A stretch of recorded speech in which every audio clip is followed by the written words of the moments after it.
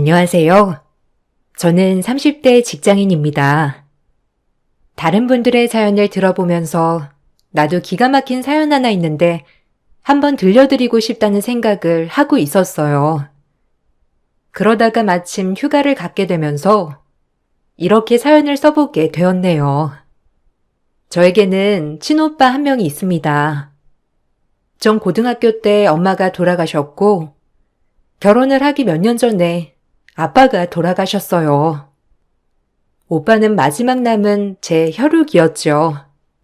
연애를 할 당시 남편은 그런 저를 안쓰러워했고 이해를 해 주었습니다. 처음 시댁에 인사를 가기 전에 조금 걱정을 했지만 남편은 자신의 부모님은 그런 분들이 아니라며 안심을 시켜주었어요. 그래서 전 어느 정도 제 배경을 알고 있을 거라 생각을 했었는데 막상 인사를 드리러 가니 전혀 모르고 계셨더라고요. 처음 인사를 갔던 날 시모는 절 취조하듯이 하나부터 열까지 다 물어보셨어요. 윤철이랑 결혼을 전제로 만나고 있다고? 그래, 너희 나이도 있으니까 결혼도 생각을 하고 있겠구나. 은주네 집은 부모님께서 다 뭐 하시니?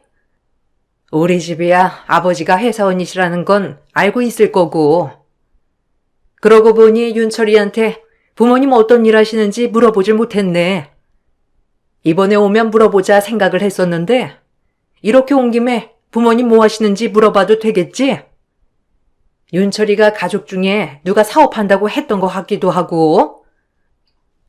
아, 부모님은 다 돌아가셨어요.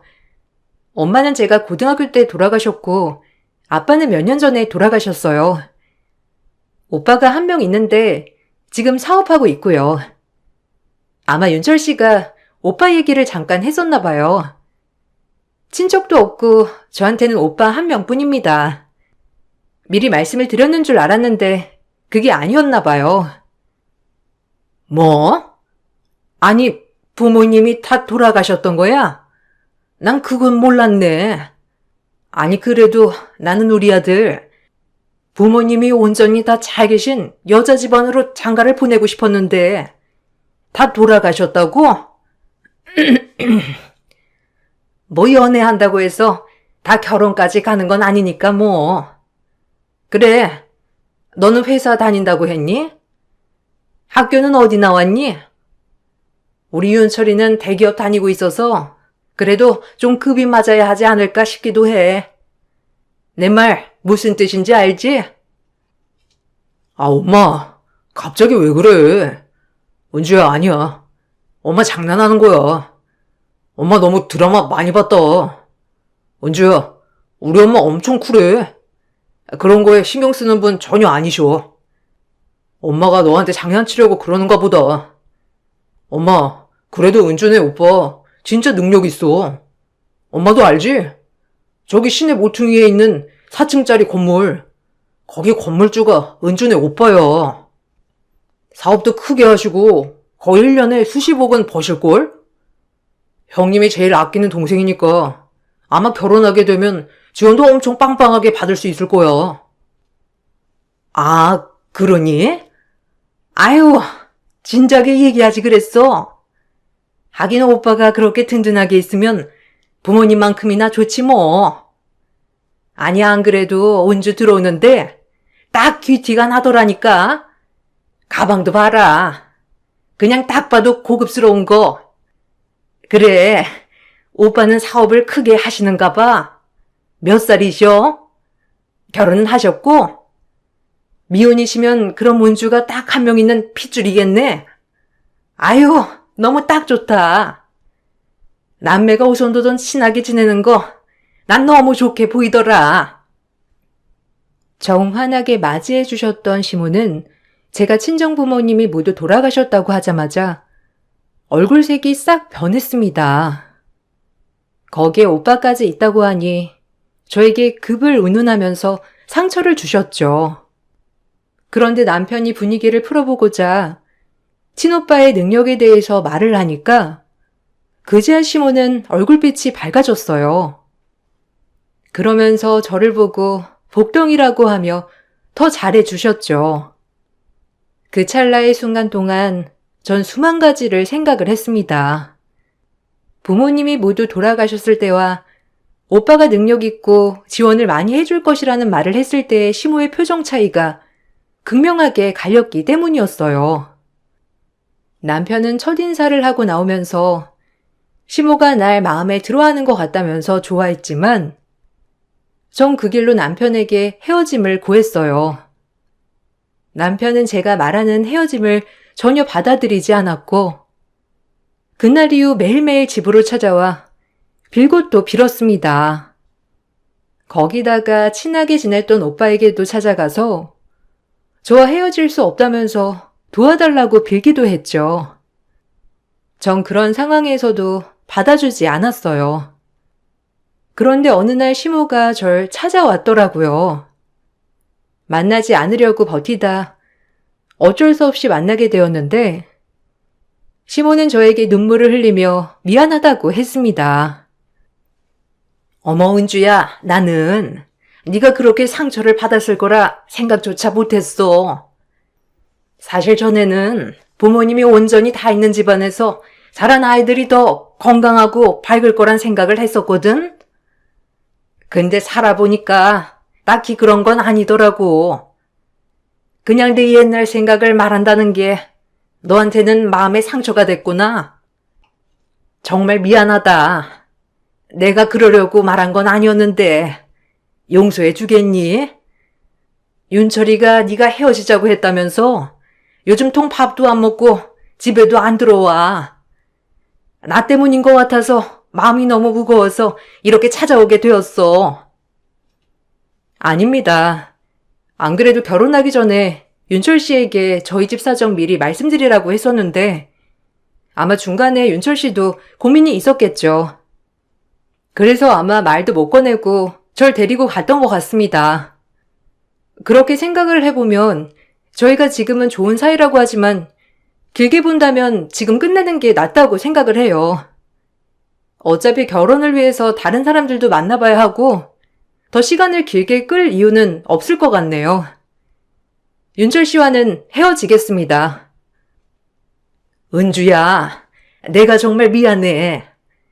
내가 그냥 철없이 한 말이었는데 너에게 상처가 될 거라 생각조차 못했어. 난 애초에 네가 우리 집에 들어오자마자 내 며느리구나 하는 느낌이 왔단다.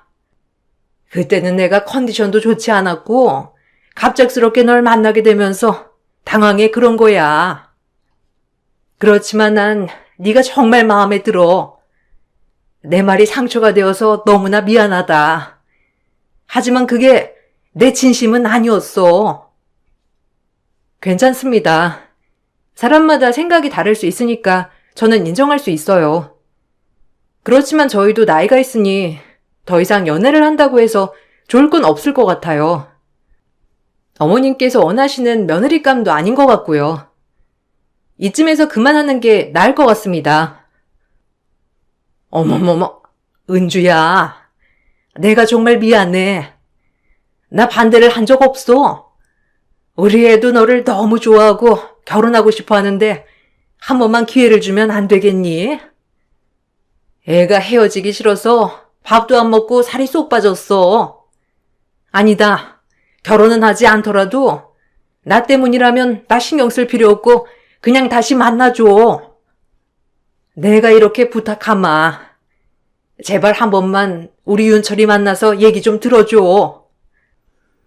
그렇게 찾아온 시모는 저의 손을 꼭 잡으면서 눈물을 흘리며 사과를 하셨습니다. 마음이 약해지던 찰나에 매일매일 찾아오던 남편이 점점 야여가는 모습을 보게 되었고 전 더 마음이 약해졌습니다. 남편은 결혼은 하지 않아도 좋으니 연애만이라도 하자며 애원을 했고 전 그런 남편을 받아줬어요. 그렇게 저희는 1년여의 연애를 하고 나서 결혼을 결심하게 되었습니다. 연애를 하는 동안에 시모와는 거의 만나지 않았죠. 그래서 시모에 대한 기억도 점점 잊혔던 것 같아요. 결혼을 결심하고 상견례를 하게 되었을 때 오빠는 저를 위해서 모든 상견례 자리를 준비해 주었습니다. 고급 한정식 집에 예약해 초대를 했고 식사 비용도 다 냈죠. 거기다가 결혼 선물로 집을 줄 거라며 이야기를 하자 시댁 식구들은 모두 너무나 좋아했어요. 지금 살고 있는 집을 저희 신혼집으로 쓸 수 있고 오빠는 사무실로 가겠다고 한 것이죠.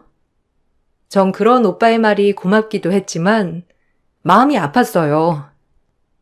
마냥 좋아할 수 없었음에도 시댁 식구들은 혹시라도 더 해주는 게 없을까 기대하는 눈치였습니다. 예, 거기 집이 몇 평이라고 했지? 그래도 가장 위층이니까 층간소음은 없겠네. 안 그래도 요새 집 구하기 어렵다고 하더니만 그래도 사돈께서 좀 더 신경 쓰셔서 신축으로 주시면 더 좋았겠지만 에이, 그래도 뭐 이 정도면 나쁘지 않지. 은주는 좋은 오빠 둬서 좋겠네. 부모님께서 보시면 엄청 뿌듯해 하시겠다. 어차피 사돈이 쓰던 가구나 가전들은 다 놓고 갈 거 아니야? 네? 아, 그래도 오빠 사무실 간다지만 필요한 건 가지고 가야 하지 않을까요? 거기다가 저희도 신혼인데 필요한 물건들은 좀 사야죠.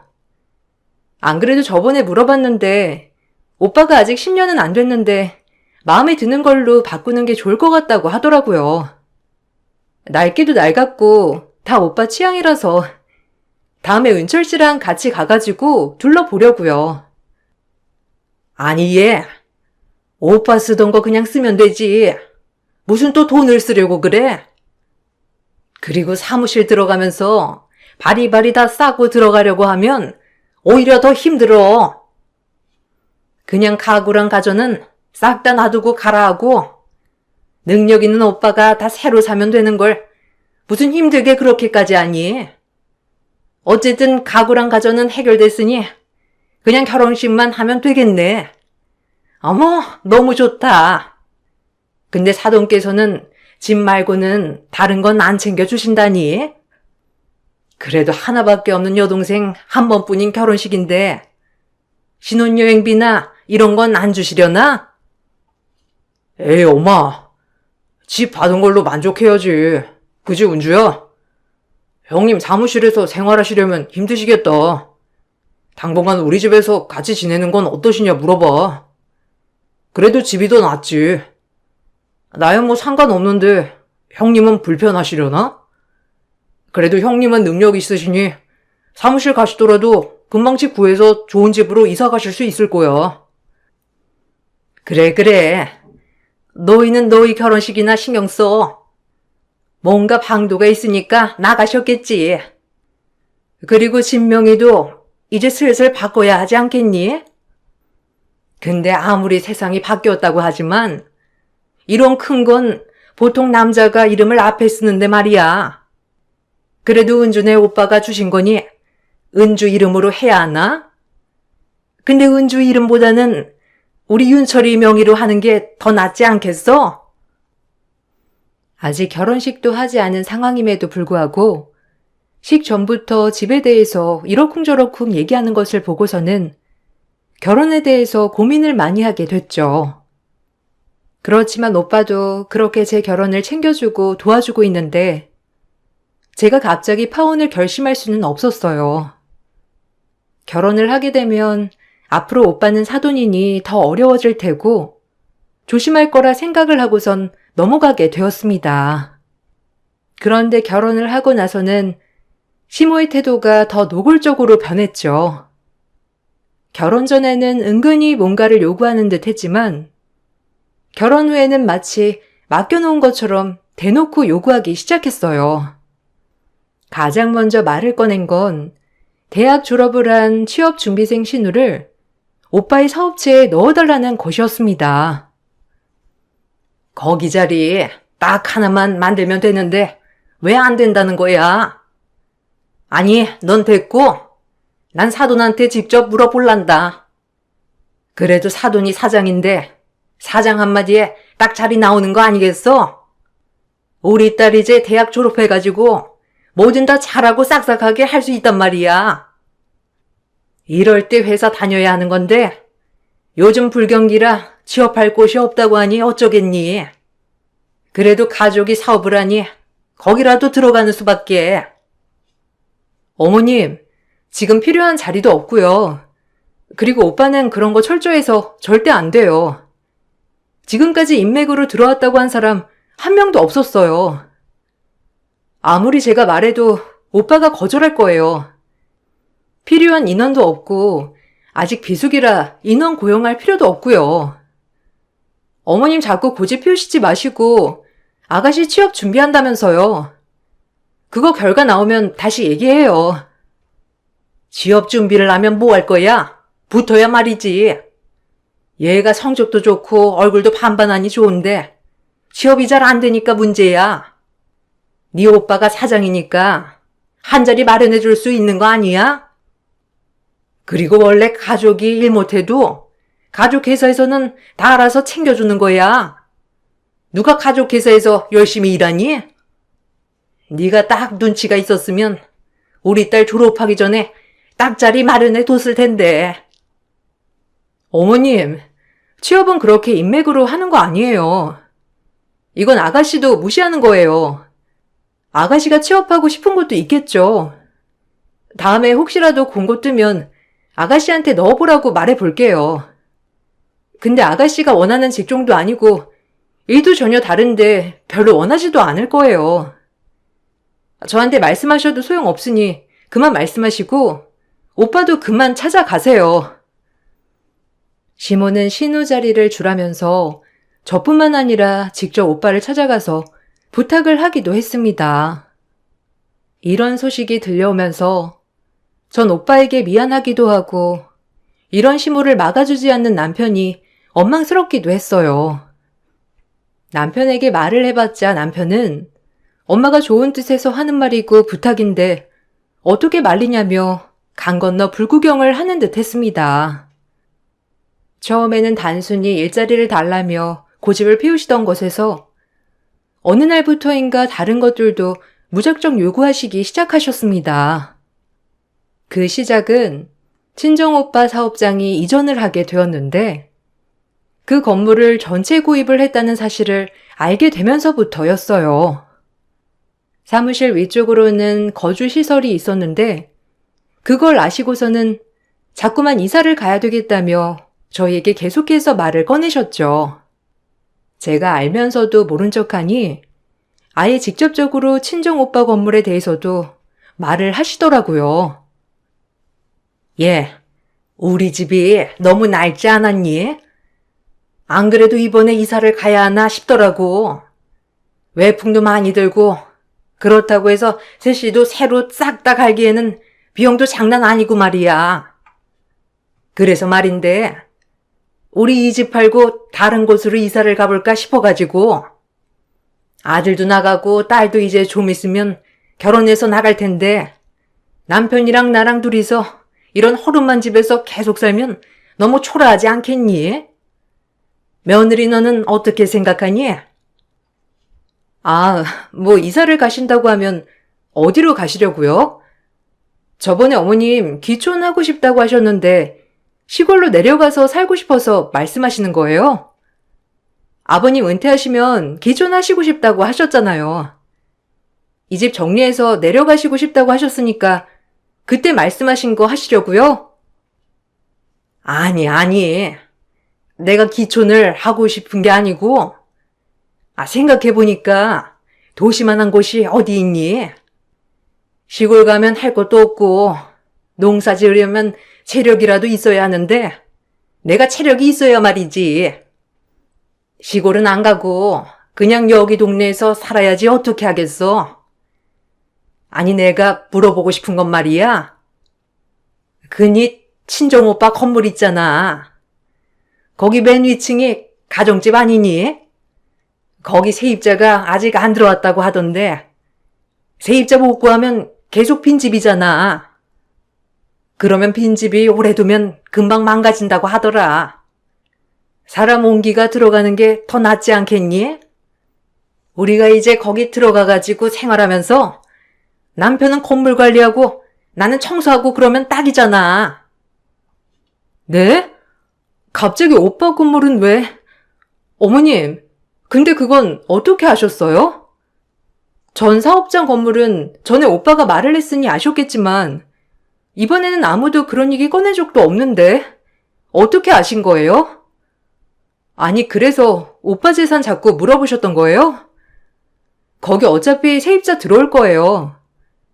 아직 기간이 좀 남아서 안 들어온 거지. 이미 계약도 다 했는걸요. 그런데 어머님, 뒷조사라도 하시는 거예요? 아, 그러니? 그래도 거기 집도 좀 있던데. 다른 곳 빈집은 없다니? 이제 가족이고 부모님이 안 계시니까 아무리 사돈이라고 하더라도 내가 어른이니까 좀 챙겨줄 수도 있는 거 아니냐? 넌 무슨 오빠 얘기만 나오면 그렇게 예민해?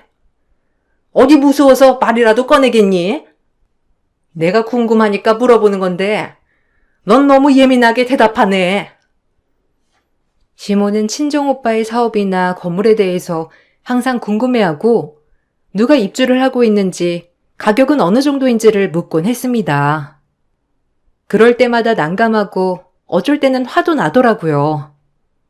제가 말을 꺼내보지도 않았던 얘기를 시모는 어떻게 알고 있는 건지 의아하기도 했습니다. 그러다 사무실에서 생활하던 오빠가 사업이 더 잘 돼서 이사를 가게 되었어요. 전보다 훨씬 좋고 고급 아파트로 이사를 가게 되었습니다. 이사를 가고 나서 오빠는 집 구경을 오라면서 저와 남편을 불렀는데 따로 도착한 남편이 시모를 모시고 왔더라고요. 저와 오빠는 놀라고 당황스러웠습니다. 아유, 사돈. 어떻게 이렇게 좋은 집을 또 사셨어요? 아유, 우리 사돈 능력이 너무 좋으시네. 아니, 이렇게 큰 집에 혼자 사셔야 되겠어요? 그래도 옆에 누군가 챙겨줄 사람이 있어야 일하는데 힘도 나고 보람도 있고 그러는 거죠. 이사한 집에도 여자 흔적 하나 없는 거 보니 아직도 혼자시네. 이렇게 사시면 외롭지 않으세요? 같이 살 처자라도 한 명 있으면 좋으련만. 아, 우리 딸은 어떠세요? 솔직히 나는 겹사돈도 상관없어요. 오히려 이렇게 한 집안으로 연결되면 더 편하고 좋죠. 사돈, 농담이신 거죠? 저랑 나이 차가 얼마나 많이 나는데요. 제 동생보다도 한참이 어린데. 그나저나 사돈 어른께서 오실 줄 알았으면 제가 음식을 제대로 준비할 걸 그랬네요. 동생네만 오는 줄 알고 제가 음식을 대충 준비했는데 다음에 볼 때는 제가 제대로 음식 대접해 드리겠습니다. 아이고, 아니에요. 남자 혼자 사는데 거기서 거기죠. 아무리 돈 많이 벌면 뭐예요?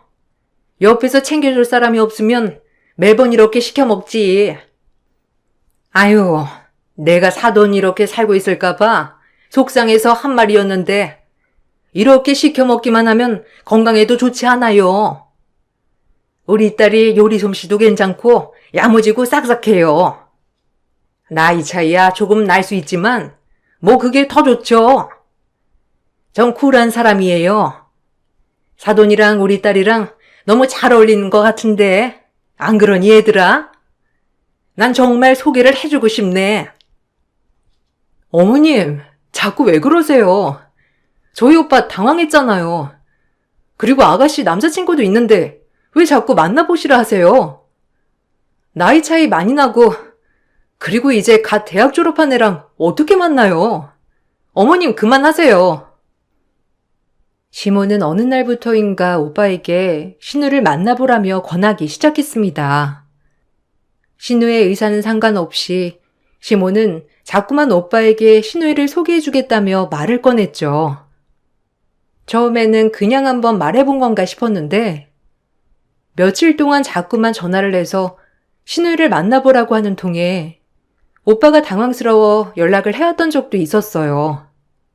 남편에게 중재를 해달라고 했지만 남편은 오히려 제가 이상하다면서 말을 했습니다. 당신 진짜 웃긴다. 그냥 한번 소개를 해줄 수 있는 거지. 아, 왜 그렇게 끝까지 아니라고 하는 건데? 자꾸 당신이 자르니까 내가 더 나서지 못하겠어.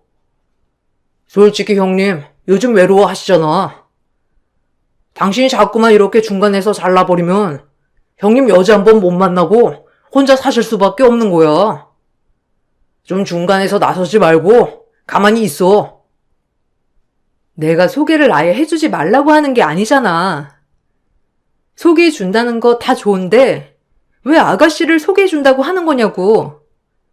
아가씨 이제가 대학 졸업했고 오빠는 40대인데 이게 말이나 된다고 생각해? 그리고 사돈이랑 이렇게 만난다는 게 말이나 되는 소리야? 오빠도 불편해했잖아. 당신은 오빠가 불편해하는 건 뻔히 보면서도 왜 옆에서 말리지도 않고 뭐 하는 거야? 뭘 말리라는 건데? 무엇보다 가장 어른인 엄마가 괜찮다고 하는데 내가 뭘 말려야 하는 거야? 동생 정도면 젊고 예쁘기도 하고 괜찮지 뭐. 형님 나이면 이제 연애하고 결혼하기는 힘든 나이야. 근데도 우리 동생같이 젊고 예쁜 애 만나면 그냥 좋지 않겠어? 엄마도 잘 어울리는 것 같으니까 소개해주겠다고 한 거야. 솔직히 말해봐. 왜 자꾸 오빠한테 아가씨 소개해주려고 하는 건데? 혹시 이게 오빠 재산 때문에 이러는 거야? 아, 오빠 재산 유산으로 안 넘길 거고 다 사회에 환원할 거래. 그리고 나도 그 재산 받을 생각도 없고 혹시나 그런 거라면 꿈깨. 오빠 죽기 전에 싹 다 정리해서 간다고 했으니까. 에이, 그건 아직 결혼도 안 했으니까 할 수 있는 말이지. 막상 결혼하면 형님도 자식한테 남겨주고 싶지 누구한테 주고 싶겠어? 그리고 형님이 결혼 안 하신다고 하면 당신이 유산 받아야지 뭐 하는 거야? 그걸 왜 당신이 안 받아? 아예 모르는 사람이 형님 재산 같이 나눠 쓰는 것보다는 이왕이면 아는 사람이랑 결혼해서 같이 쓰면 더 좋은 거 아니야? 마치 오빠의 재산을 자신들이 당연하게 받을 것 마냥 계획하는 것을 보니 어이가 없었어요. 이런 생각들이 더 커질 수 있도록 오빠의 사업은 날이 갈수록 점점 더 잘 되기 시작했습니다. 그러면서 시댁 식구들이 오빠에게 바라는 것들도 많아졌죠. 그러던 어느 날 친정 오빠가 갑작스러운 사고로 인해 중태에 빠지게 되었어요. 사고로 의식을 잃고 나서 깨어나지 않았고 위기 상황도 있었습니다. 전 그 모습을 보고 큰 충격을 받았어요. 하나밖에 남지 않은 혈육을 잃게 될까 두려운 마음도 컸습니다. 그래서 정신없이 생활을 했고 회사에도 사정을 말해 휴가를 내기도 했죠. 전 매일매일 병원으로 향했어요. 오빠의 상태를 확인하고 또 확인했습니다. 그렇지만 일주일이 지나도록 오빠는 깨어나지 못했죠. 그동안 전 밥도 제대로 먹지 못하고 기력을 잃고 있었는데 시댁 식구들은 마치 오빠가 언제 죽는지 보러 오는 듯 왠지 모르게 기분이 들떠 보였습니다. 특히나 시모는 저만큼이나 자주 병원을 방문했는데 걱정스러운 얼굴 하나 없이 오로지 궁금한 얼굴로만 찾아오더라고요. 오늘 오빠 상태는 어떻다고 하디? 가망이 없다지? 아유, 안 그래도 내가 사고 났을 때 대충 들었거든? 근데 심하게 부딪혔나 보더라고. 아유, 이렇게 힘들게 너도 잡아두지 말고 얼른 보내줘. 네가 이렇게 붙들어두는 것도 누워있는 입장에서는 할 짓이 아니라니까. 네 욕심에 오빠 자꾸 붙들어 매지 말고 얼른 보내. 어머님, 어떻게 그런 얘기를 하세요? 그리고 아직 오빠 살아있어요. 호흡 못하는 것도 아닌데 왜 그렇게 말씀하시는데요? 아직까지 살아있는데 어쩜 그런 모진 소리를 하세요? 금방 깨어날 거예요. 위기도 다 넘겼다고 하고 의사 선생님 말로는 어제보다 더 나아졌다고 하니까 금방 괜찮아질 거예요. 그런 소리 하지 마세요. 그래도 그렇게 심하게 사고가 났는데 이렇게 하다가 갈 확률이 좀 높지 않니? 내가 그래서 생각하고 있는 게 있는데, 그니 오빠 차키랑 집키 좀 줘봐. 어차피 주인 없이 마냥 놀고 있는 거 아니냐? 사람 손길 안 닿으면 어떤 물건이든 다 녹슬고 망가지는 거야. 이렇게 그냥 둘 게 아니라 써야지. 어차피 사돈 가고 나면 다 네가 받을 거 아니니? 그럼 우리 같이 쓸 텐데 미리미리 좀 정리를 해두자. 뭐요? 진짜 지금 뭔 소리 하시는 거예요? 그만하세요. 오빠가 어딜 간다는 거예요? 지금 제정신이세요? 진짜 미치지 않고서야 여기까지 찾아와서 그따위 말을 하실 수가 있어요. 어머님이 하나밖에 없는 아들 저렇게 누워있다고 했을 때 제가 그렇게 말했어도 괜찮으시겠어요? 오빠 깨어날 겁니다. 회복하고 있는 사람한테 도대체 무슨 소리를 하시는 거예요? 그거야 두고 보면 알겠지. 딱 봐도 다시 일어나기 힘든 거 뻔히 보이는구만. 넌 쓸데없이 희망 잡고 있는 거야. 나중에 두고 봐라. 내가 한 말 오히려 도움됐다고 고맙다고 할 거야. 내가 널 위해서 해주겠다고 하는 건데 너야말로 무슨 소리니? 네가 여기서 이러고 있으면 우리 아들은 하루 종일 와이프 어디 갔나 걱정하고 눈치는 얼마나 보이겠어. 너는 오빠만 걱정할 게 아니고 네 남편을 걱정해야지. 내가 이런 말 한다고 해서 그렇게 도끼는 뜰 필요 없다. 너무 야박하게 굴지 말고 어차피 같이 쓰게 될 거 미리 쓴다고 생각해라. 이 미친 여자가 당장 안 꺼져? 내 눈앞에서 당장 사라져. 뚫린 입이라고 지금 말을 막 하는 거야? 내가 지금까지 얼마나 참았는데 당신 내가 경고했지? 그만하라고. 이 미친 아줌마가 내 눈앞에서 안 꺼지면 나 뭔 짓 할지 모르니까 당장 꺼져.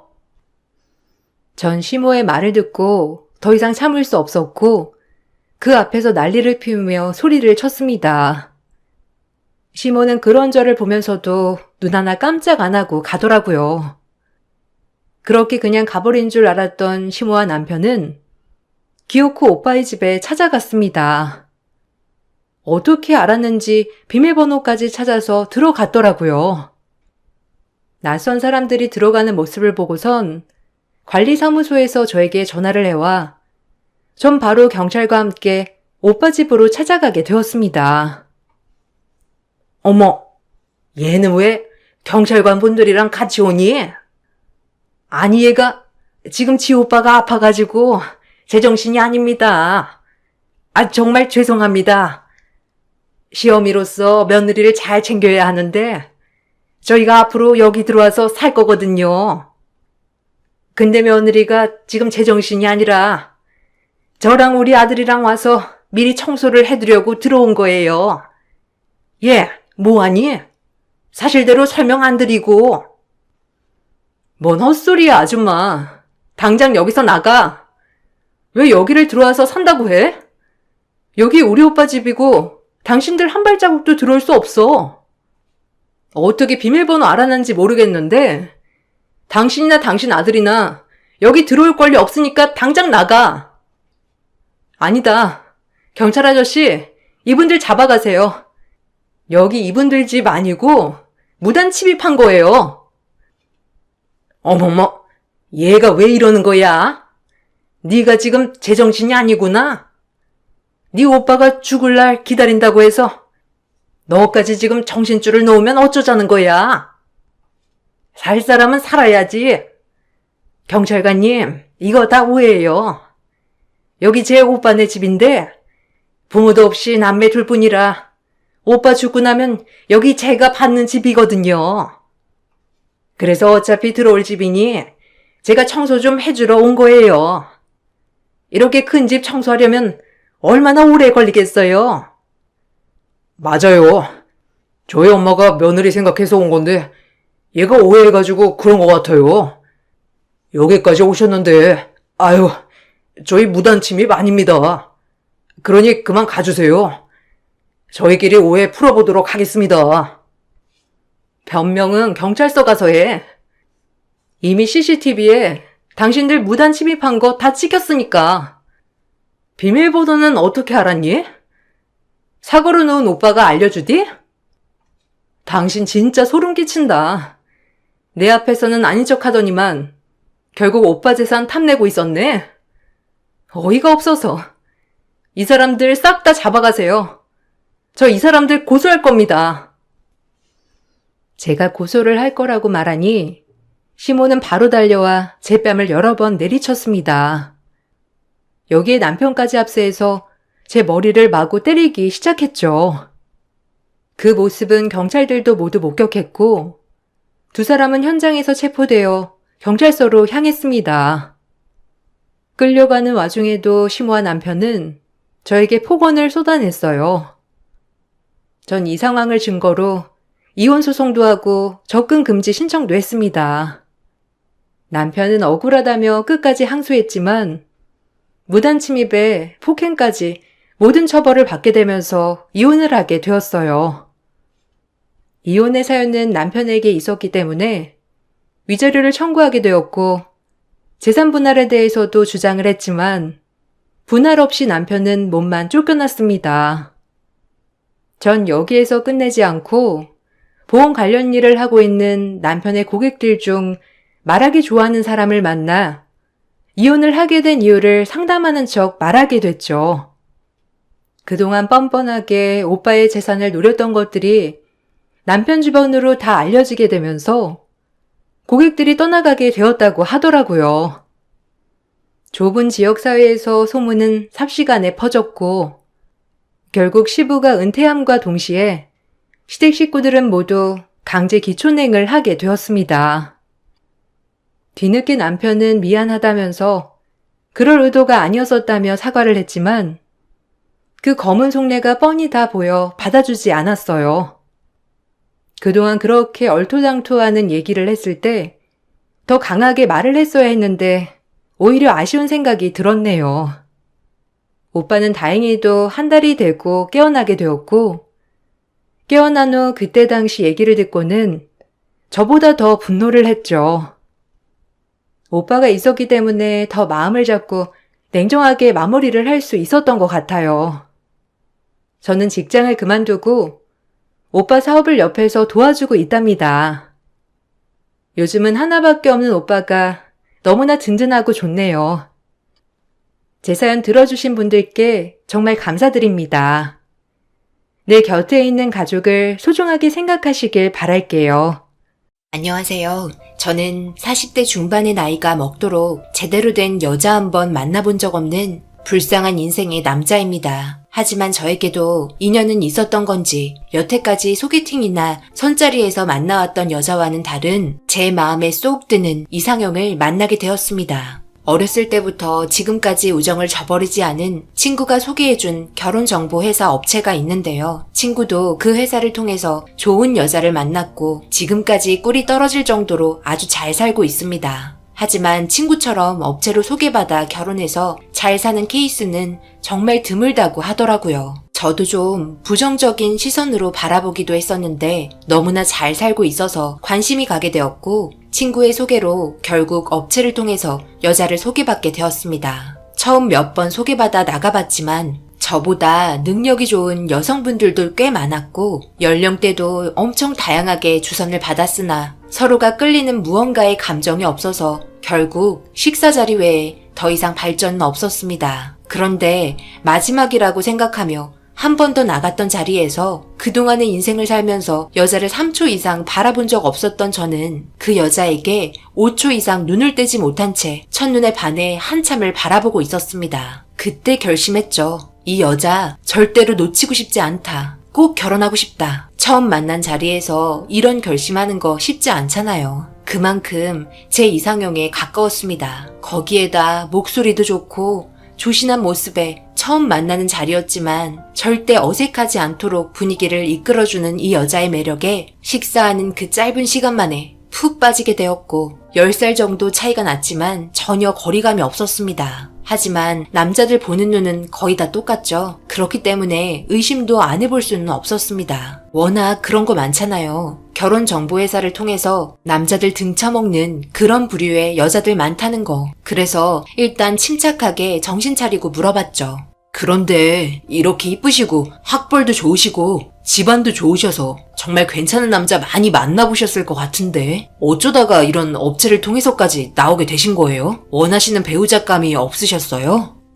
일단 저는 비슷한 또래의 남자는 별로 좋아하지 않아요. 결국 대화하다 보면 저보다 어리게 느껴지고 능력 좋은 사람 결국에 지 잘난 맛에 살잖아요. 처음에는 간이며 쓸개며 다 빼줄 것처럼 하다가도 결혼하면 어떻게 되겠어요. 이 여자 저 여자 다 만나고 다니면서 제 속을 박박 긁어놓겠죠. 그래서 저는 아빠처럼 좀 푸근하고 살면서 문제도 일으키지 않고 먹고 살 만한 능력만 된다면 그걸로 만족하며 살 수 있을 것 같아 업체를 통해 소개받아보기로 한 거예요.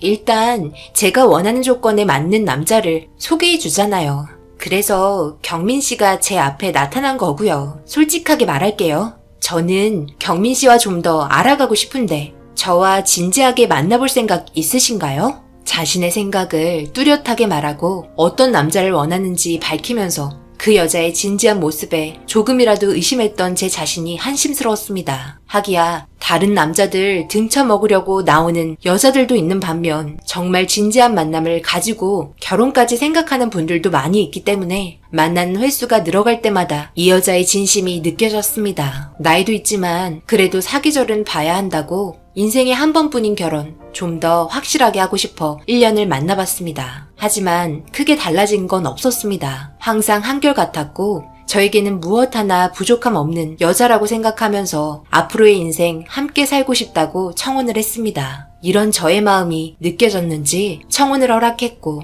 양가 집안에 인사도 드렸습니다. 저희 집안이야 은희 보고는 믿기지 않는다며 부모님 두 분 다 놀라셨고 정말 고맙다며 어머니께서 은희 손 잡으며 눈물을 흘리셨네요. 여자를 집에 인사시키러 데려온 것도 이번이 처음이었기 때문에 더욱더 믿기지 않으셨을 겁니다. 어머니께서 음식에도 정말 많이 신경을 쓰셨고 밥 먹는 내내 두 분 다 은희를 빤히 쳐다보며 이 순간 꿈 아니냐면서 계속해서 밥 먹고 있는데 말을 걸었습니다. 저는 자제 좀 해달라고 말했고 웃으면서 괜찮다고 저희 부모님의 난감한 질문도 잘 받아줬습니다. 그때 확신했죠. 이 여자 선택하길 정말 잘했구나. 앞으로 남은 인생 내 모든 걸 헌신하며 살겠노라고 그렇게 한참 동안 한 가족이 된 것처럼 시간 가는 줄도 모르고 웃고 떠들면서 즐거운 시간을 보냈습니다. 어느새 집에 바래다줘야 할 시간이 다가왔고 부모님께서는 내심 아쉬우셨는지 온몸으로 표현을 하셨네요. 저런 모습을 저 또한 본 게 처음이라서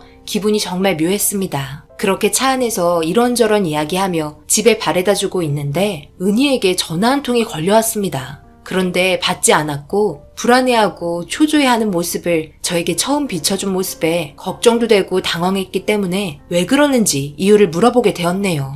받으면 안 되는 전화인 거야? 갑자기 불안해하는 모습을 보니까 내가 다 걱정이 되네. 해결해 줄 수 있으면 도와줄 테니까 나한테 말해봐. 혼자서 끙끙 앓고 있는 것보다 둘이 나누면 한결 편해지지 않겠어? 뭔데 그래?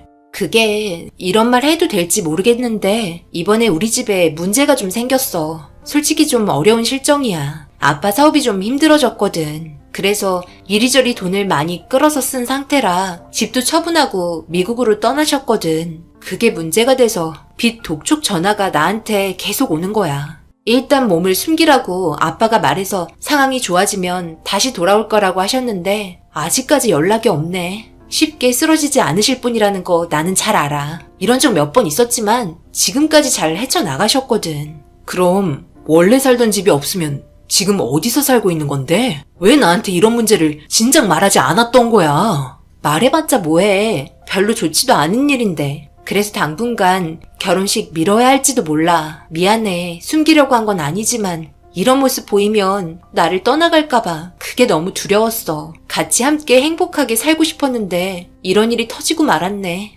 그 돈이 얼만데 그래? 그럼 부모님 언제 내려오실지 아예 모르는 거야? 정말 큰일이네. 내가 도와줄 수도 없는 거야? 부모님 언제 오실지 아직은 몰라. 전화 주신다고 하셨어. 그때까지 기다리래. 아마 도와주기는 힘들 거야. 10억이 넘거든. 모든 거 다 처분하고 아직도 갚아야 할 금액이 10억이야. 기분 좋게 나왔는데 이런 말해서 미안해. 솔직히 이 말 듣고 사랑하는 사람이지만 일단 저도 조심스러웠습니다. 10억이라는 돈이 남의 집 개 이름도 아닌데 무턱대고 돈을 줄 수도 없는 실정이라 이 말이 진실인지 거짓인지 알 필요가 있었습니다. 저에게 10억이 없는 건 아닙니다. 부모님의 재력 덕분에 그 이상의 재산을 가지고 있기는 하지만 뭐든 확실하게 하고 가는 게 좋을 것 같아 뒷조사해 보기로 결정했네요. 그렇게 대화를 하면서 한편으로 다른 생각까지 하게 되었고 집에 바래다 준 곳은 허름한 빌라촌들이 있는 원룸방이었습니다. 다니던 회사에서까지 찾아와 밀린 돈 받으려고 난리를 치는 바람에 그만두게 되었다는 말도 듣게 되었네요. 쿰쿰한 원룸방의 냄새가 제 코끝을 찔렀고 사랑하는 사람이 이런 곳에서 생활하는 게 안쓰러워 일단 제가 쓰는 개인 사무실인 오피스텔이 하나 있어 그쪽에서 생활하게 도와줬습니다. 이런 호의에 감동을 받았는지 고맙다며 눈물을 흘리고 있었고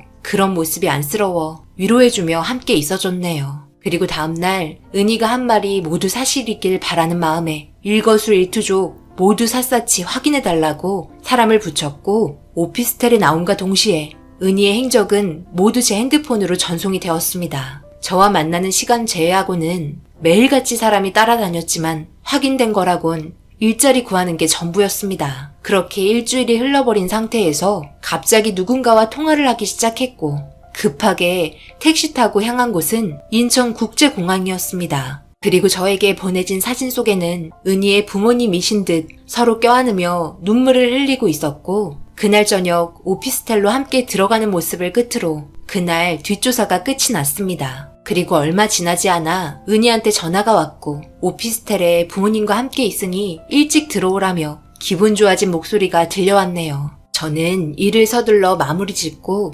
오피스텔에 들어가니 은희와 부모님께서 저를 반갑게 맞아주셨습니다. 그리고 서로 둘러앉아 준비되지 않은 자리에서 인사를 나눴고 그동안에 있었던 일들에 대해 듣기 시작했습니다. 저에게 명함을 하나 건네주면서 아버님께서 운영하시던 회사에 대해서 이야기를 하고 있는데 그간 많이 힘드셨는지 어머님께서 눈물을 흘리시며 은희를 안고는 부모 잘못 만나서 미안하다며 통곡을 하시는 바람에 순식간에 오피스텔 안은 눈물바다로 변해버리고 말았네요. 그런 모습에 그간 제가 은희를 의심했다는 게 너무 미안했고 끝까지 지켜주고 싶다는 마음 하나로 결혼하고 싶다고 그 자리에서 은희 부모님께 허락해달라고 요청했네요. 가진 거 하나 없고 빚만 있는 집안과 무슨 결혼이냐며 손살이 치시면서 아버님께서 더 좋은 여자 만나라며 자리에서 일어나셨고 생각지도 못한 아버님의 말에 은희가 당황했는지 저 없으면 아무것도 할 수 없다면서 결혼 허락해달라고 애원하기 시작했습니다. 어머님께서는 그저 아무 말 없이 은희를 달래고 있었고 나중에 회사 일이 잘 해결되고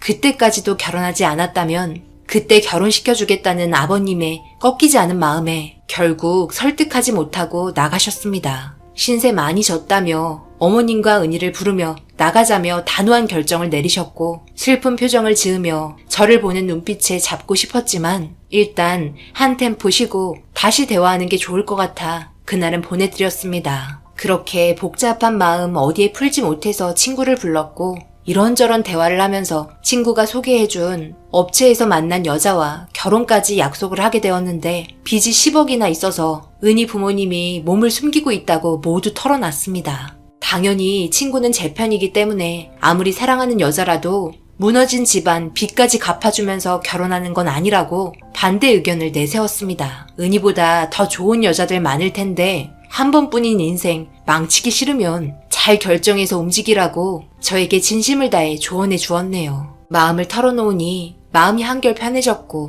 다음날 은희에게 전화를 했지만 계속해서 받지 않아 걱정되는 마음에 은희가 머물고 있는 원룸으로 향했습니다. 벨을 눌러봐도 아무런 대답이 없어 무슨 일이 생긴 것 같아 걱정되는 마음에 불안해지기 시작하는데 저에게 전화가 한 통 왔습니다. 은희를 뒷조사해달라고 의뢰했던 사람이었고 아직 잔금을 치르지 않은 상태였기 때문에 계속해서 뒤를 따라다녔는지 이제 그만해도 될 것 같다며 의심될 만한 모습들은 찾아볼 수 없으니 나머지 잔금 처리해달라며 몇 장의 사진을 찍어 핸드폰으로 전송해줬는데 그 안에 보이는 모습은 다름 아닌 은희와 아버님, 어머님께서 막노동 현장에서 잡일을 하고 있는 모습이었습니다. 너무나 황당하고 안전모에 조끼를 입고 있는 은희를 보니 가슴이 찢어질 만큼 너무 아파 은희가 일하고 있는 건설 현장으로 빠르게 차를 움직였고 그만하라고 소리치며 차에 태웠습니다. 모두들 어리둥절한 상태로 제 차에 올라탔고 마음이 아프고 한편으로는 화가 나기도 하는 그런 복잡 미묘한 표정을 하고 있는 제 모습이 무서웠는지 경직되어 있는 은희와 부모님을 바라보며 다시 한번 말했습니다. 10억 빚 갚아드릴 테니 결혼 허락해달라고. 이 여자 아니면 평생을 후회하며 살 것 같다면서 제 결심을 확실하게 전달했습니다. 그런 제 모습을 한참 동안 바라보던 아버님께서 미안하다는 말만 반복하시더니 은희와 어머님 손을 꽉 잡으며 고개를 떨구고 계셨습니다. 저희 부모님께는 이 사실을 비밀로 하고 상견례를 진행했고 10월에 결혼을 약속하게 되었습니다. 일단 은희와 아버님 어머님께서는 오피스텔에서 생활하셨고 10억이 준비되자마자 아버님 계좌로 보내드렸습니다. 이미 드렸고 빚도 갚았으니 더 이상 후회하고 싶지 않았습니다. 그렇게 매일같이 은희와 함께 결혼 준비에 한창 행복한 시간을 보내고 있었네요. 아버님 어머님께서는 잘 되던 사업을 다시 일으키기 위해 잠시 미국으로 올라가셨고 혼자 오피스텔에 남아있는 은희가 안쓰러워 결혼식 하기 전까지 함께 지내기로 했습니다. 저희 부모님께서는 당연히 그렇게 해야 한다며 신혼집을 빨리 알아보길 원하셨네요. 그렇게 모든 게 좋아질 줄 알았고 잘 될 거라고 생각하며 하루하루 살아가고 있는데 믿을 수 없는 일이 터지고 말았습니다. 괜찮은 신혼집을 알아둔 상태라 은희와 함께 퇴근 후 잠시 들리자고 전화 통화를 한 후 일을 마치고 오피스텔에 도착을 했는데 주차장에서 기다리며 전화를 해도 받지를 않아 같이 내려오려고 오피스텔에 들어갔는데 문을 여는 순간 은희는 어디에도 없었습니다. 다시 전화를 걸어봤지만 계속해서 연결이 안 돼 그때부터 뭔가 잘못되고 있는 것 같다고 느끼기 시작했고 침착하려 애쓰면서 이 일을 어떻게 처리해야 할지 생각하다가 아버님께 전화를 걸었지만 역시나 받지 않으셨습니다. 저는 급하게 결혼정보 업체에 지금 상황에 대해서 이야기를 했고 경찰에 신고 조치가 이루어졌네요. 믿을 수 없는 상황을 겪게 돼버려 머릿속이 하얗게 변한 상태에 경찰서에서 전화가 오기만을 기다렸습니다. 그날 밤새 창문을 쳐다보며 그동안 있었던 일들에 대해서 다시 떠올려 봤지만 결코 의심될 만한 행동들을 보인 적이 없어 더욱더 이해할 수가 없었네요. 그렇게 날이 밝았고 오피스텔에 있던 은희와 함께 했던 추억이 담긴 사진과 물건들을 정리하고 있는데 경찰서에서 전화가 왔고 급하게 경찰서에 달려가 왜 그랬는지 이유를 물어보려고 했는데 제가 알지 못하는 여성분께서 앉아 있었습니다. 그 여성분께서는 화가 난 얼굴로 경찰들이 자기 집까지 찾아와서 알지 못하는 말들을 늘어놓고 있어서 일단 자신의 주민등록번호가 도용이 된 것 같아 진위 여부를 밝히기 위해 같이 동행했다고 하네요. 저는 당연히 모르는 사람이라고 말했고 결혼정보 업체에 있는 은희의 신원도 경찰서에 앉아있는 이 여자로 되어 있었습니다. 너무나 황당했고 어떻게 이런 일이 발생이 될 수 있냐고 업체에게 물어보니 처음 주민등록증을 제출했을 때 사진과 실물이 좀 달랐지만 성형을 좀 많이 했다는 말에 문제 삼을 일도 아니라 가입을 진행했다고 하네요. 그런데 거기에서 의문의 말을 건넸다고 했습니다. 좀 이상했던 게 제가 결혼정보회사 업체에 가입을 하기 전에 결혼하고 싶은 배우자감을 적었는데 딱히 매칭이 되는 사람들이 없었을 때 제가 마침 가입을 하게 되었고 은희가 말한 배우자감으로 90% 일치하게 나와 소개를 해줬다는 말을 듣게 되었습니다. 참 이상하죠? 어떻게 이런 일들이 벌어질 수가 있었을까요? 순간적으로 온몸에는 소름이 돋았고 바로 친구에게 전화를 걸어보니 생각했던 대로 핸드폰은 꺼져 있었습니다. 이 모든 걸 계획한 건 다름 아닌 제 친구였네요. 어렸을 적부터 오랜 친구였기 때문에 제 성격을 너무 잘 알고 있었던 친구는 모든 걸 철저하게 계획하고 있었던 겁니다. 하지만 경찰에 이 사실들을 이야기한 후 얼마 못 가 잡히게 되었네요. 그리고 듣게 된 또 하나의 진실에 2번 놀라고 말았습니다. 네가 어떻게 나한테 이런 일들을 꾸밀 수 있냐? 우리 우정이 이것밖에 안 되는 거야? 도대체 이유가 뭐야? 이렇게 사는 게 지긋지긋해서 그랬다. 너는 금수저로 태어나서 돈 걱정 없이 살고 있는데 나는 살겠다고 발버둥 치는데도 매일같이 적자만 보고 대출 빚에 빠져나오지 못해. 너무 화가 치밀어 올라 계획했다. 친구한테 10억 주는 게 그렇게 아깝냐? 원래 이런 생각한 적 없었어. 와이프랑 공원에서 걷고 있는데 지갑이 떨어져 있길래 주워보니 안에 민증이 있어서 돌려주려고 했다가 와이프가 아는 동생이랑 비슷하게 생긴 것 같아 계획하게 된 거지. 네가 사랑하는 여자였다고 그냥 10억 내주더라. 내가 네 성격 모르냐? 분명 감시 붙일 줄 알았다. 네가 그런 적 한두 번도 아니잖아. 그래서 그동안 연기 좀 했지. 5억 나눠준다는 말에 그 가족들 아주 덜컥 물더라고. 뭐? 그래서 지금 아니 그 여자 어디 있는 건데? 내 앞에 당장 갖다 놔. 지금 이게 얼마나 큰 죄인지 몰라? 뭐라는 거야. 너 그의 이름도 모르잖아. 설마 걔가 널 사랑했다고 생각하는 건 아니지? 그저 네 돈 빨아먹고 싶어서 열렬하게 연기한 것 뿐이라고. 제발 정신 좀 차려라. 널 좋아해줄 만한 여자가 있을 거라 생각하냐? 그랬으면 벌써 데려갔겠지. 재력만 있으면 뭐해? 너란 인간이 별로인걸. 여자들은 너 같은 놈 진짜 싫어한다. 제발 거울 좀 보고 살아. 그래, 미안하다. 이런 너를 친구로 믿고 살았던 내가 한심한 놈이지. 다시는 얼굴 볼 일 없을 거고 네가 한 짓 달게 받고 사라져라. 그렇게 모든 진실을 알게 되었고 결국 저와 결혼을 약속했던 여자도 잡히고 말았습니다. 저는 진심을 다해 물어봤습니다. 저를 단 한 번도 사랑한 적 없냐고. 진심은 없었냐고. 나는 정말 진심이었는데 내 돈만 보고 이용한 거냐고. 그리고 그 여자에게 듣게 된 말은 두 번 다시 여자를 만나지 못할 것 같은 충격적인 말을 듣게 되었습니다. 죄송해요. 저는 단 한 번도 사랑이라는 감정 느껴본 적 없었어요. 제가 눈물을 흘리고 연기할 때 저를 위로해준다고 안아주는데 너무 소름이 끼쳤어요. 웬만큼 못생겨야죠. 정말 너무 못생겼잖아요. 거기다 몸집도 비대해서 길거리 다니면 창피해서 고개 들고 다니기도 너무 힘들었다고요. 저에게는 사랑이 눈꽃만큼도 있지 않았고 그저 10억이 너무 탐나 저질렀던 행동이에요. 그리고 저 같은 미모의 여자가 어떻게 그쪽 같은 사람을 만나겠어요. 그건 상식 아닌가요? 남자들 눈은 다 똑같은 것 같아요. 기준치를 좀 낮추면 좋은 사람 만날 수도 있겠네요. 제가 진심으로 사랑했던 사람이라고 생각했었는데 그 모든 게 거짓이었고 연기였다는 사실을 이 여자 입에서 듣게 되니 너무나 큰 충격에 그만 주저앉고 말았습니다. 저희 부모님께서도 이번 일로 상당한 정신적 충격을 받으셨네요. 결국 이번 일을 계획한 사람들 모두 사기죄로 1년 6개월의 실형을 선고받았습니다. 저에게는 그 사람들에게 벌을 준 건 큰 의미가 없습니다. 그저 제가 사랑했던 사람이 존재하지 않았던 인물이었다는 게 마음이 아플 뿐입니다. 세상에 여자는 많은데 저와 함께할 여자는 없다는 게 정말 마음 아프네요. 이번 일로 인해 이제는 아무도 믿을 수 없을 것 같습니다. 언젠가 좋은 인연? 그런 거 생각하지도 않으렵니다. 그냥 혼자 사는 게 속 편할 것 같네요. 그래도 사건이 터지기 전에 잠깐이지만 행복했었습니다. 그때의 기억만 간직하려 합니다. 제 사연 읽어주신 분들 언제나 좋은 일 가득하시길 바랍니다. 감사합니다.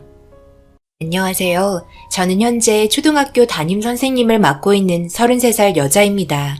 그동안 연애 한번 제대로 해본 적 몇 번 없었지만 진심을 다해 저에게 모든 걸 올인했던 남자는 인생의 마지막 사람이라 생각했지만 예상하지 못했던 일들이 오게 되면서 계획했던 모든 순간들이 한순간에 무너지고 말았습니다. 왜 모든 일은 순탄하지 않을까요? 생각했던 대로 잘 해결되면 좋은데 원하던 대로 모든 걸 이룰 순 없나 봅니다. 그저 평범한 삶을 원했던 것뿐인데 결혼하려고 생각했었던 남자는 아빠와의 충격적인 관계로 인해 결국 헤어지게 되었습니다. 남자친구도 같은 초등학교 교사로 3년 전 저희 학교에 전입 오게 되면서 서로 눈이 맞아 비밀리에 지속적인 만남을 유지하고 있었습니다. 워낙 성격도 잘 통했고 둘 다 밝은 성격이어서 별 문제 없이 3년을 만나다 보니 처음에는 비밀로 만나왔지만 지금은 학교 내에서 교사이며 학생들이며 모두들 눈치를 채고 있었네요. 조심한다고 했지만 서로가 사랑을 하다 보니 주고받는 눈빛이 예사롭지 않았나 봅니다.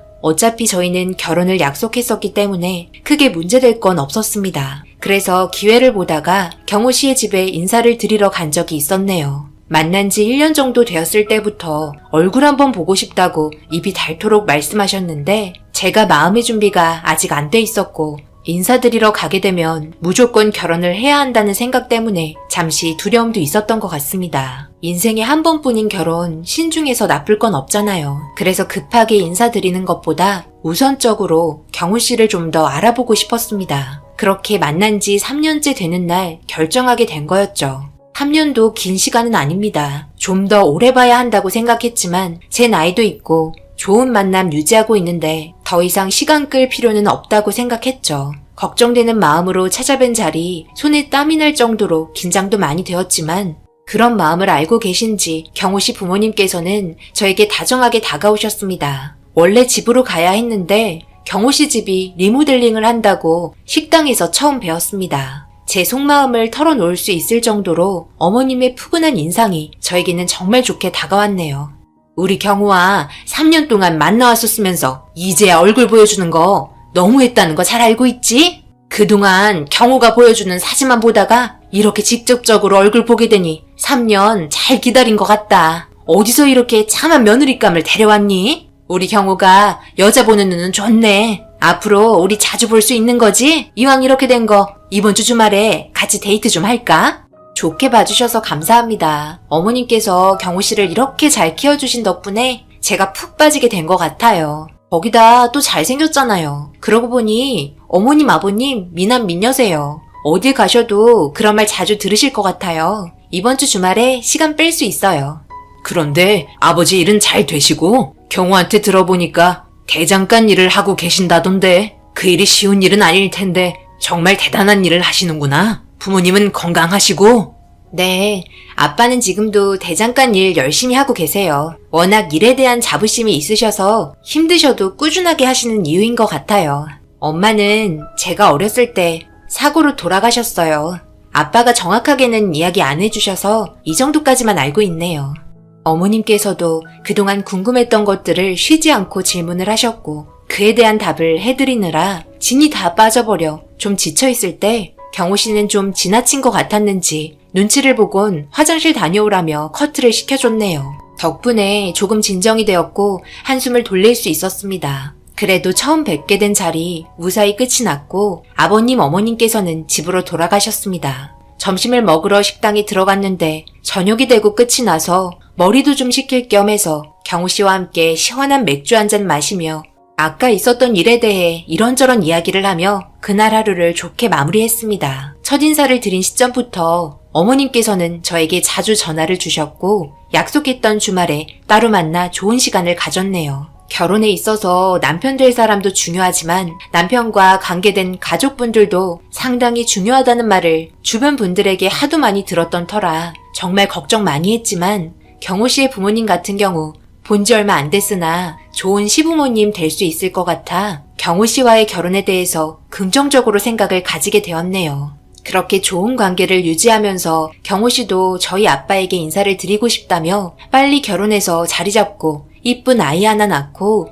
행복하게 사는 게 자기 꿈이라면서 갑작스러운 프로포즈로 제 마음을 완전히 흔들어 놓게 되었습니다. 일을 끝내고 아빠에게 따로 찾아가 프로포즈 받았다면서 결혼하고 싶은 남자가 있다며 아빠의 생각을 여쭤보니 제가 하는 얘기에 대해서 긍정적으로 받아들이시곤 다음날 아빠가 일하는 대장간에서 만나기로 약속을 잡았습니다. 따로 시간을 내서 좋은 곳으로 장소를 잡아야 했지만 밤늦게까지 일을 해야 할 정도로 많은 주문이 밀려 있어 어쩔 수 없이 대장간에서 잠시 얼굴 보는 정도로 마무리를 할 수밖에 없었네요. 그렇게 다음날 들뜬 마음으로 아빠가 일하는 대장간 앞에 차를 세운 뒤 열기가 뜨거운 문을 열고 밝게 웃으면서 인사를 했는데 처음에는 저희를 보곤 밝게 웃으시다가 갑자기 경호 씨는 정색을 한 얼굴로 한 발자국 뒤로 물러났고 아빠는 경호 씨를 보곤 밝게 웃고 있는 얼굴에서 날카로운 눈빛으로 변하더니 엄청나게 분노로 가득 찬 표정으로 화를 내시며 대장간 안에 있던 낫을 양손에 들고 경호 씨에게 달려들었습니다. 경호 씨도 너무 놀랐는지 뒤도 안 돌아보고 순식간에 도망치더니 금세 사라져버렸고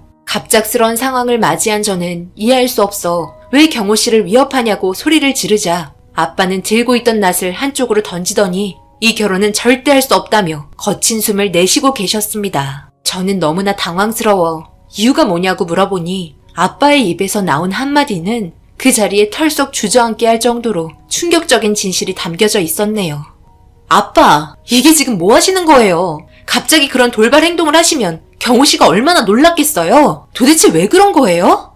너 저놈 언제부터 만난 거야? 저놈이 누군 줄 알고는 만나고 있는 거야? 너는 어렸을 때라 기억을 잘 못하겠지만 저놈과는 절대 결혼을 할 수 없는 인연이다. 더 좋은 남자들 많이 있으니 이쯤에서 빨리 정리하고 마음도 접어라. 그러니까 왜 만나면 안 되는 건데요? 제가 납득할 수 있게 솔직하게 말을 해주셔야 만나든 말든 결정을 할 거 아니에요. 그럼 이번에 저놈 집에 인사드리러 갔다 온 거니? 저 집안 사람들이 바로 누구냐면 너희 엄마를 이 세상에서 떠나게 한 사람들이다. 네가 어렸을 적 아무 일도 없이 평범한 삶을 살고 있었던 우리 가족에게 저놈의 아비가 나타나면서 사건은 시작되었단다. 아빠는 일정한 월급을 받으며 살 수 있는 안정적인 직장에 다니고 있었고 너희 엄마는 너를 등에 업고 퇴근 시간에 맞춰 맛있는 음식을 준비하기 위해 시장에서 장을 보고 있었지. 아빠가 일을 하던 곳은 바로 앞에 시장이 있어서 너희 엄마가 시장에서 장을 보고 있을 때면 쉬는 시간에 잠시 나와 얼굴을 보곤 했는데 그날따라 너희 엄마가 누군가와 싸우고 있는 소리가 들리더구나. 어떤 여자랑 시비가 붙었는지 등에 엎여있는 너를 달래면서 서로의 언성이 높아지며 머리채를 붙잡고 난리가 났는데 상황이 위험해질 수 있겠다 생각해 아빠가 급하게 달려가던 도중 옆에서 오는 오토바이를 보지 못하고 충돌을 하면서 쓰러져 버리고 말았어. 그런데 싸우고 있는 상황에서 그 여자의 남편이 아들인지 손을 잡고 건물에서 걸어 나오더니 너희 엄마에게 삿대질을 하는 걸 보고 일어나려고 하다가 정신을 잃게 되었지. 그런데 눈을 떠보니 병원에 있고 간호사가 너를 안고 있는 거야. 생각보다 몸이 크게 다쳐 일어나지 못한 상태로 너희 엄마를 찾았는데 간호사에게 사고로 인해 세상을 떠나게 되었다는 말을 들었고 뒤이어 형사가 와서는 그때의 현장 상황에 대해서 모든 걸 말해 주었는데 그 말을 듣게 된 순간 하늘이 무너지는 줄 알았단다. 그분들도 시장에 장을 보러 오셨는지 이리저리 둘러보고 있었는데 그 아빠의 손을 잡고 있던 아이의 사소한 행동이 상황을 점점 악화되게 만들었어. 해산물을 팔고 있는 자리에서 너희 엄마가 널 등에 메고 앉아서 해산물을 고르고 있었는데 바닷물이 들어있는 바가지를 그 집 아이가 장난치다가 너희 엄마와 등 뒤에 엎여있는 너의 얼굴에 확 뿌리게 된 거야. 갑자기 놀란 너는 자지러지게 울었고 그런 상황인데도 사과 한마디 없이 자리를 뜨려고 하자 그래도 아이가 잘못을 했으면 부모라도 대신 사과를 해야 하지 않겠냐고 처음에 조심스럽게 이야기했지만 그쪽 여자는 아이가 그런 걸 가지고 무슨 사과냐고 그 아이의 몸에 튄 물들을 털어주면서 그쪽 남자가 아이를 데리고 화장실로 들어갔고 그때부터 서로 몸 실랑이가 벌어지면서 상황이 점점 악화가 되다 보니 그쪽 남자가 몸을 쓰기 시작한 거지. 위협을 느꼈는지 등에 업고 있는 아이가 다칠까봐 옆에 있던 시장 아줌마에게 잠시 맡겼고 그냥 넘어가자며 상황을 정리하려고 했던 너희 엄마를 그쪽 남자가 화가 엄청나게 났는지 계속해서 밀치더니 시장을 벗어나자 울면서 그만하자며 아이를 데려가야 한다는 소리에도 끝까지 밀치더니 결국 정류장 난간에서 중심을 잡지 못하고 떨어지면서 달려오던 버스에 치이면서 그 자리에서 세상을 떠나고 말았단다. 내가 오토바이에 부딪히지만 않았어도 이런 상황은 벌어지지 않았을 텐데 너무나 가슴이 답답하고 원통해서 그 사람들을 법적으로 처벌을 했음에도 용서가 되지 않고 용서를 받지도 못해 분노를 억누르기 위해 화를 풀지 못해 너를 큰 집에 맡겨두고 방황을 하던 그때 대장간에서 일을 하고 있던 사람을 보게 된 후 그때부터 쉬지 않고 망치질을 하며 그때의 일들을 잊어버리기 위해 지금까지 이렇게 살아오고 있었지. 그런데 예상하지 못한 상황을 보게 된 거지. 읍내에 주문이 들어온 농사용품들을 납품하고 있는데 새로 이사를 온 건지 주택을 리모델링하고 있더라고. 그래서 동네 분이라 몇 개의 농사용품을 드리려고 동네 주민이라며 찾아갔는데 다시는 만나지 말았어야 할 너희 엄마를 세상 떠나게 한 그 사람들이 이 동네로 이사를 오게 됐더구나. 그때 네가 지금 데려온 그 집 아들놈 얼굴도 보게 된 거고 서로가 얼굴을 마주치고 너무 놀랐다. 예전의 기억들이 떠올라 화가 머리 끝까지 올라오는 걸 꾹꾹 누르며 다시 돌아왔단다. 그 사람들은 내가 대장장이인지는 모르고 그냥 동네 주민으로만 알고 있었을 거다. 밝힐 필요도 없고 말조차 섞고 싶지 않았으니까. 내가 그 사람들에게 할 수 있는 건 지금으로선 아무것도 없단다. 이미 지난 일이고 법적으로도 처벌을 받았는데 그래서 속으로만 삼키고 있었지. 그런데 하나뿐인 내 딸이 그 원수의 집안 아들놈을 사랑한다며 결혼하고 싶다고 인사시키려 찾아왔는데 내 속이 얼마나 문드러지는지 이제는 좀 알겠니? 그러니 저놈이랑은 절대로 결혼시킬 수 없다. 미안하다. 해줄 수 있는 말은 여기까지고 다시는 만나지 않았으면 한다. 오늘은 아빠도 여기까지만 일을 해야겠다. 정신적으로 꽤 힘이 들구나. 아빠의 믿을 수 없는 말들에 너무 놀란 저는 아무 말도 할 수가 없었습니다. 결국 아빠와 함께 집에 들어가 아무 말 없이 술을 마시며 슬퍼하는 모습을 보곤 제 마음 또한 찢어질 정도로 아파지기 시작했네요. 그런데 3년을 만나왔던 경호 씨는 도망친 이후로 저에게 한 번도 문자나 전화를 하지 않아 너무나 답답해 밖에서 전화를 걸어봤지만 끝까지 받지 않았습니다. 아마 가족들과 이런저런 이야기를 하고 있었겠죠. 그렇게 다음날이 되었고 학교에 도착을 하니 경호 씨가 먼저 도착해서 저를 기다리고 있더군요. 그리고 뱉은 말은 정말 충격적이었습니다. 과거에 있었던 일들 때문에 앞으로 있을 상견례나 결혼은 없을 것 같다며 그래도 자기와 결혼을 하고 싶으면 제가 대신 자기 부모님께 찾아가 그때 있었던 일에 대해서 사과를 하라는 말이었습니다. 너무나 어이없고 아직까지도 자기들의 잘못이 뭔지도 모르고 있는 이 사람들의 행동들에 대해서 너무 화가 나 과거에 있었던 일들을 읍내 게시판과 학교 게시판에 모두 적어놓고 저희의 아픔을 많은 사람들에게 알렸습니다.